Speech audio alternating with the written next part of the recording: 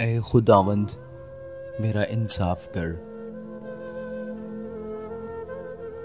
क्योंकि मैं रास्ती से चलता रहा हूँ और मैंने खुदावंद पर बेलग़ज़िश तवक्कुल किया है।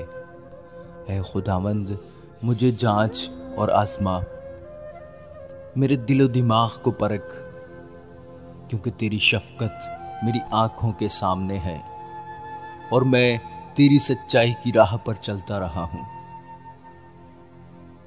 मैं बेहुदा लोगों के साथ नहीं बैठा, मैं रियाकारों के साथ कहीं नहीं जाऊंगा। बद किरदारों की जमात से मुझे नफरत है। मैं शरीरों के साथ नहीं बैठूंगा। मैं बेगुनाही में अपने हाथ धोऊंगा और ए खुदावंद, मैं तेरे मज़बा का तवाफ़ करूंगा ताकि शुक्रगुजारी की आवाज़ बुलंद करूं और तेरे सब अजीब कामों को बयान करूं।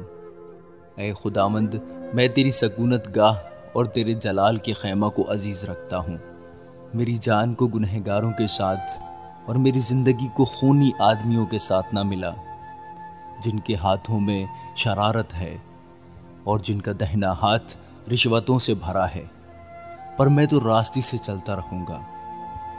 मुझे छुड़ा ले और मुझ पर रहम कर। मेरा पाँव हमवार जगह पर कायम है। मैं जमातों में खुदावंद को मुबारक कहूँगा। आमीन।